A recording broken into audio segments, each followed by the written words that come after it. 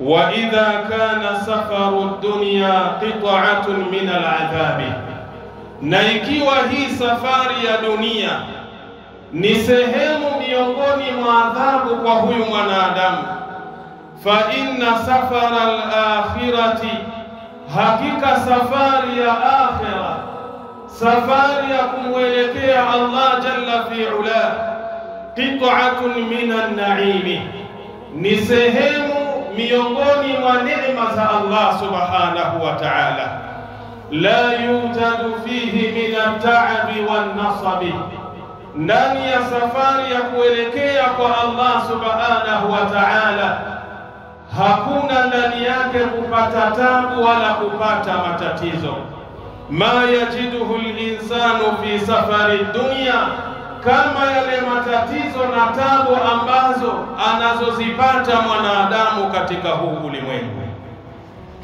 Ikhwata al-iman, ndugu zangu katika imani, tukiangalia safari ya maisha ya mwanadamu katika huu ulimwengu, wallahi ndani yake kuna tabu mbalimbali, ndani yake kuna misukosuko mbalimbali, ndani yake kuna shida mbalimbali.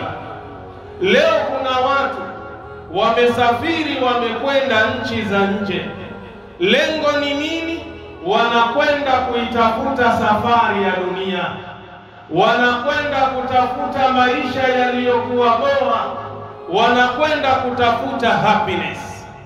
Wako watu ambao wametengana na familia zao, wamesafiri wakiwa mbali na familia zao, sio kupenda kwao, bali wameamua kuhama makazi yao, wamehama miji yao, wamehama nchi zao. Lengo ni kwenda kuyatafuta maisha yaliyokuwa mazuri. Leo kuna watu wamepata vilema, leo kuna watu wamepoteza baadhi ya viungo vyao katika mili yao. Ukija ukichunguza ni safari ya hii dunia, kila mmoja anakwenda mbio kuitafuta hii dunia.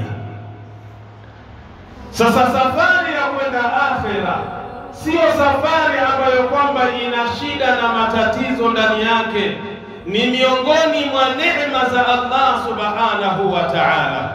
Qala Ibn al-Jawzi, amesema mwanachuoni Ibn al-Jawzi, wa'lam, fahamu na ujue ewe mwanadamu, anna at-tariqa al-musilata ila al-haqqi subhanahu, hakika njia ambayo ni ya kweli na ya haki, ambayo itakufikisha kwa Allah jalla fi ula, laysat mimma yuqta'u bil aqdami, sio njia ambayo kwamba wanadamu watatembea kwa miguu yao. Njia ya kumwelekea Allah jalla fi ula, njia ambayo kwamba ni ya haki, njia ambayo kwamba anayoiridhia Allah jalla fi ula, njia hii watu hawaendi kwa kutumia miguu yao. Wa innama yuqta'u bil qulubi, hakika si vinginevyo njia hiyo ya kumwendea Allah jalla fi ula, watu wanamwendea Allah jalla fi ula kwa kupitia hizi nyoyo zao ambazo wamezibeba katika mili yao. Wa shahawatul ajilatu, na yale matamanio ya haraka, yale matamanio ambayo mwanadamu anayaendea mbio katika huu ulimwengu, yawe ni matamanio mabaya au matamanio mazuri. Quta'u tariqi, mfano wake ni kama mfano wa yule jambazi ambaye kwamba amesimama barabarani, unapopita anakupora na kukunyang'anya kila kitu, safari yako inakuwa imeishia hapo. Nini maana ya maneno haya? Ikhwata al-iman, ndugu zangu katika imani, njia ya Allah subhanahu wa ta'ala ambayo inatupeleka kwake ni njia ambayo inahitaji matendo yaliyokuwa mazuri, ni njia ambayo inahitaji moyo wa mwanadamu uwe safi, nyoyo za wanadamu ziwe zinamkubali Allah jalla fi ula. Tutakapofanya hivi, tutambue ya kwamba njia hii itakuwa ni salama na itatufikisha kwa Allah jalla fi'ala.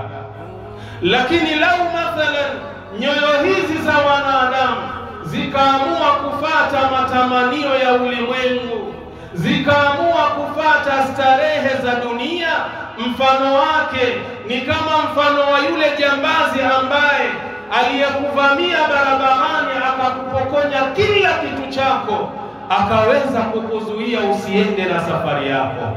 Basi vile vile matamanio yako yanapokupeleka kwenye njia chafu na njia mbaya, yanakuzuia wewe usiende ukiwa salama mbele ya Allah subhanahu wa ta'ala. Kaangalia maneno haya kwenye kitabu Swaidul Khatiri Ibn al-Jawzi ukurasa 367.